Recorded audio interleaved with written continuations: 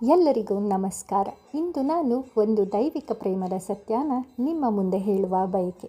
ಅಂದರೆ ಇಡೀ ಪ್ರಪಂಚದ ಮೊದಲ ಪ್ರೇಮಿಗಳ ಕಥೆ ಇದು. ಸುತ್ತ ಹಚ್ಚ ಹಸಿರಿನಿಂದ ಕೂಡಿರುವ ಬಾವಲಿ ನದಿ ದಂಡೆಯ ಮೇಲೆ ಇರುವ ವರ್ಷಕ್ಕೆ ಒಂದು ಬಾರಿ ಮಾತ್ರ ಯಾಗಯಜ್ಞ ನಡೆಯುವ ಮಹಾಪುಣ್ಯ ಭೂಮಿಯ ಕಥೆ ಇದು. ಅದುವೇ ಕೇರಳದ ಅಕ್ಕರೆ ಕೊಟ್ಟೆಯೂರಿನ ಕಥೆ ಇದು. ಈ ಯಾಗವನ್ನು ಒಟ್ಟು 28 ದಿನಗಳು ಮಾತ್ರ ನಡೆಸಲಾಗುತ್ತದೆ. ಆದ್ದರಿಂದ ಈ ಮಾಸವನ್ನು ವೈಶಾಖ ಮಾಸವೆಂದೇ ಪ್ರಸಿದ್ಧವಾಗಿದೆ. ಬ್ರಹ್ಮದೇವರ ಮಗನಾದ ದಕ್ಷ ಒಂದು ಮಹಾಯಾಗವನ್ನು ಮಾಡಲು ನಿರ್ಧರಿಸಿ ಆ ಯಾಗಕ್ಕೆ ಎಲ್ಲ ಋಷಿಮುನಿಗಳು ಹಾಗೂ ಎಲ್ಲ ದೇವಾನುದೇವತೆಗಳನ್ನು ಈ ಯಾಗಕ್ಕೆ ಆಹ್ವಾನಿಸಿರುತ್ತಾರೆ. ಆದರೆ ತನ್ನ ಇಚ್ಛೆಯ ವಿರುದ್ಧವಾಗಿ ಮದುವೆಯಾದ ಕಾರಣ ತನ್ನ ಮಗಳಾದ ದೇವಿ ಸತಿ ಮತ್ತು ಶಿವನನ್ನು ಮಾತ್ರ ಉದ್ದೇಶಪೂರ್ವಕವಾಗಿಯೇ ಕರೆಯಲು ನಿರಾಕರಿಸುತ್ತಾರೆ. ಆದರೆ ಯಾಗದ ವಿಷಯ ತಿಳಿದ ಸತಿ ತಾನು ಕೂಡ ಈ ಯಾಗಕ್ಕೆ ಹೋಗಬೇಕೆಂದು ಹಠ ಮಾಡುತ್ತಾರೆ.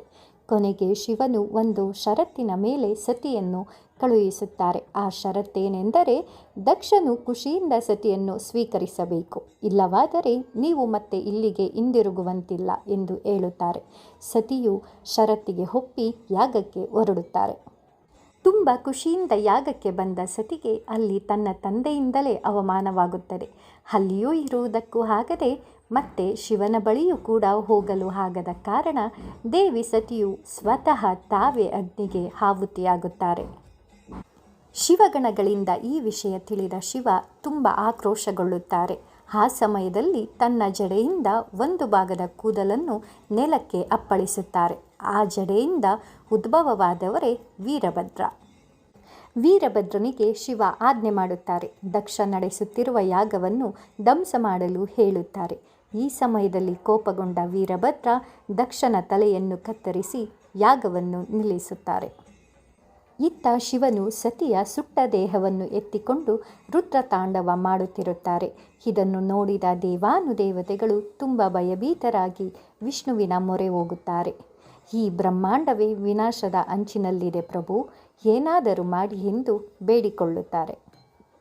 ನಂತರ ವಿಷ್ಣು ತನ್ನ ಸುದರ್ಶನ ಚಕ್ರದಿಂದ ಸತಿಯ ದೇಹವನ್ನು ತುಂಡು ತುಂಡಾಗಿ ಕತ್ತರಿಸುತ್ತಾರೆ.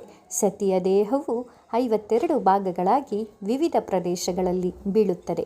ಇಂದು ಈ 52 ಭಾಗಗಳನ್ನೇ 52 ಶಕ್ತಿಪೀಠಗಳೆಂದು ಕರೆಯಲ್ಪಟ್ಟಿದೆ.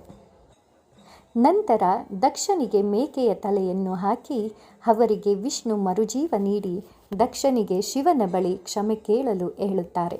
ದಕ್ಷ ಕ್ಷಮೆಯಾಚಿಸಿದ ನಂತರ ಶಿವನು ಶಾಂತರೂಪ ತಾಳುತ್ತಾರೆ. ಅಂದಿನಿಂದ ಶಿವ ಮತ್ತು ದೇವಿ ಸತಿಯು ಇಲ್ಲೇ ನೆಲೆಸಿದ್ದಾರೆ ಎಂಬ ಪ್ರತೀತಿ ಇದೆ.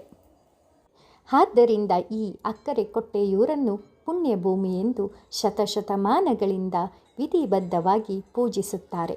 ಅದರಲ್ಲಿ ಎಳನೀರಿನ ಅಭಿಷೇಕ ಮಾತ್ರ ಬಹುಮುಖ್ಯ ಪಾತ್ರ ವಹಿಸುತ್ತದೆ. ಯಾವುದೇ ಕಟ್ಟಡ ನಿರ್ಮಾಣ ಮಾಡದೆ ನದಿಯ ಮಧ್ಯದಲ್ಲಿ ತೆಂಗಿನ ಗರಿಯ ಗುಡಿಸಲು ಮಾಡಿ ಪ್ರತಿ ವರ್ಷ ಯಾಗವನ್ನು ಮಾಡುತ್ತಿದ್ದಾರೆ. ಇಲ್ಲಿ ಬಂದ ಎಲ್ಲ ಭಕ್ತಾದಿಗಳ ಬೇಡಿಕೆಯನ್ನು ಸಾಕ್ಷಾತ್ ದೇವಿ ಸತಿ ಮತ್ತು ಶಿವ ನೆರವೇರಿಸುತ್ತಾರೆ ಎಂಬ ಪ್ರತೀತಿ ಇದೆ. ಎಲ್ಲರಿಗೂ ಶುಭವಾಗಲಿ. ಈ ವಿಡಿಯೋ ನೋಡಿದ ಕೂಡಲೇ ದಯವಿಟ್ಟು ಎಲ್ಲರೂ ನನ್ನ ಚಾನಲನ್ನು ಸಬ್ಸ್ಕ್ರೈಬ್ ಮಾಡಿ, ಶೇರ್ ಮಾಡಿ ಮತ್ತು ಕಮೆಂಟ್ ಮಾಡಿ. ರಾಧೆ ರಾಧೆ.